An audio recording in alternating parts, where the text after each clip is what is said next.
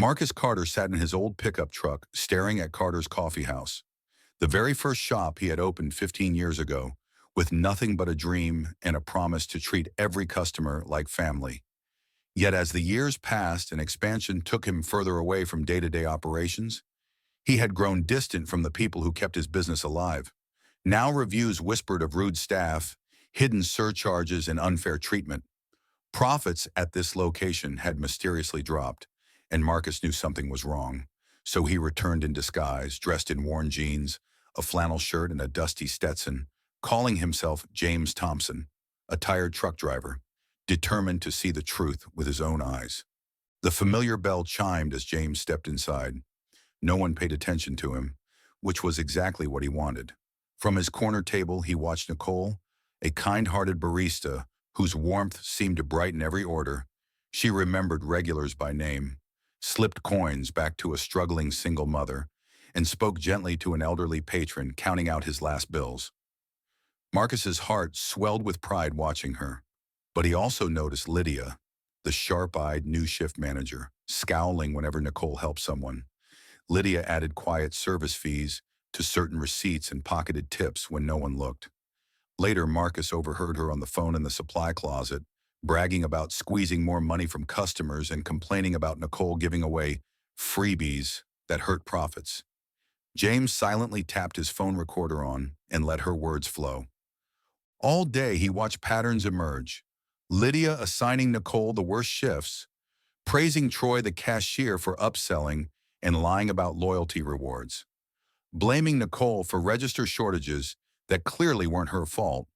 When the last customer left, Marcus texted Lydia to meet him in the back. She arrived smug and unbothered, rambling about profits, margins, and corporate pressure, then admitted she had framed Nicole for missing tips and planted false discrepancies to get her fired. That was all Marcus needed. He stood, removed his hat, and dropped the disguise. Lydia's smirk faltered as Marcus Carter, the owner, stared her down. "Why?" he asked, voice low. "I built this place on trust." Before she could answer, he pressed play on the recorder. Lydia's own voice filled the room, detailing every deceit. Marcus stepped into the cafe and called through the intercom. "All staff to the floor immediately." Confused employees gathered as he played the recordings for everyone. Gasps rippled through the room.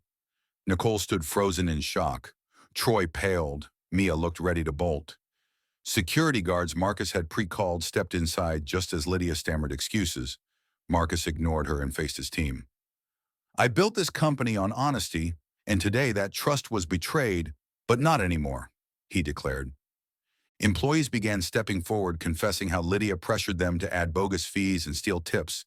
Some hung their heads in shame. Others breathed relief as though a weight had lifted. Marcus turned to Nicole, eyes softening. "I know what they've done to you, and it ends today." Lydia was fired on the spot and escorted out. Troy and Mia, too. Marcus announced a full audit and promised refunds to every wrong customer. Days later, Carter's Coffee reopened with transparent prices, written on bright boards, clear tip jars, and an end to hidden charges. Marcus promoted Nicole to shift manager with full benefits and a pay raise. Her first request was to create the Carter Compassion Fund to help struggling customers like the ones Marcus had watched her quietly support. Business surged not because of gimmicks, but because trust returned. Marcus finally felt proud again, seeing his staff smile genuinely.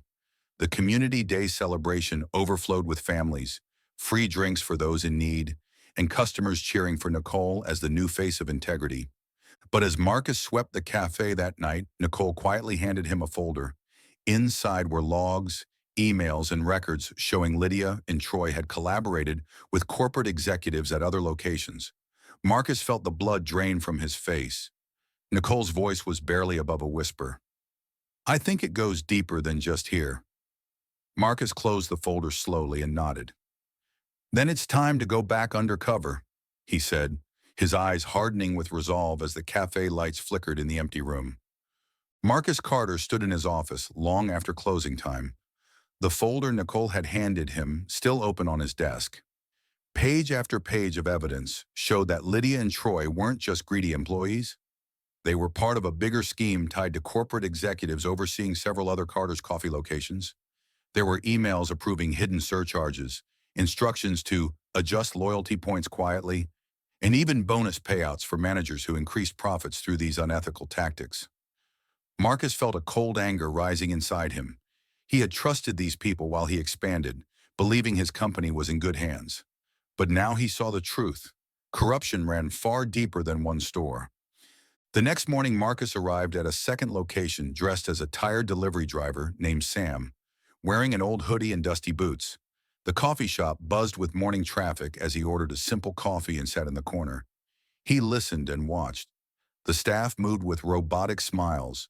Customers looked confused at receipts, and he quickly spotted Jason, the store manager, upselling pastries, adding quiet equipment fees, and brushing off a young woman who realized her bill was too high. Marcus's jaw tightened. The same tactics, the same manipulation.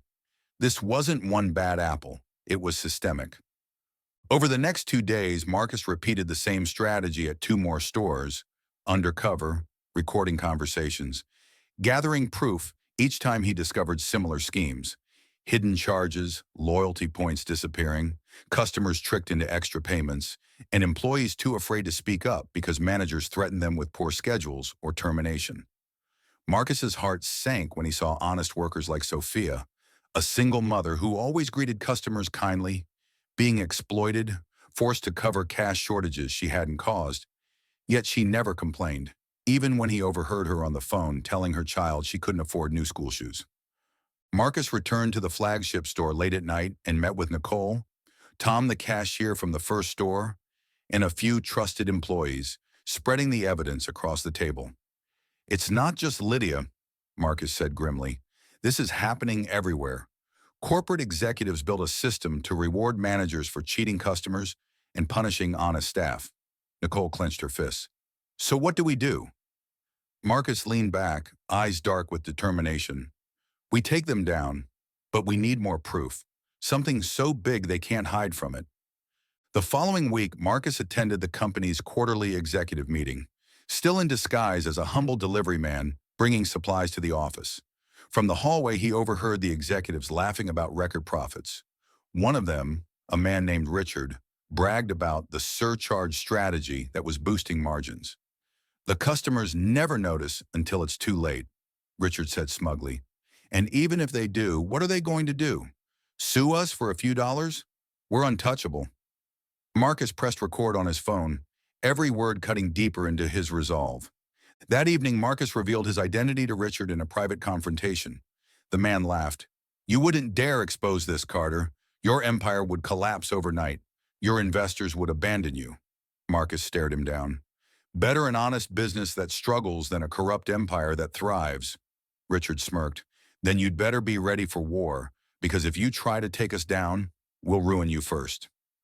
Marcus left the office with proof in hand, but as he walked to his truck, a black SUV pulled up slowly across the parking lot.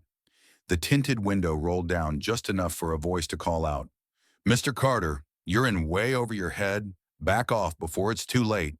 The SUV sped off into the night, leaving Marcus frozen under the streetlight, phone still clutched in his hand, proof of the executive's guilt burning in his pocket. Back at the coffee shop, Marcus gathered Nicole and the trusted team. "We have one chance to expose them all at once. We need a plan that no one can ignore," he said, his voice steady but his mind racing with the dangers ahead. "If we fail, they'll bury us just like they buried every complaint before." Nicole looked at him, fear in her eyes but determination in her voice. "Then we don't fail. We end this once and for all."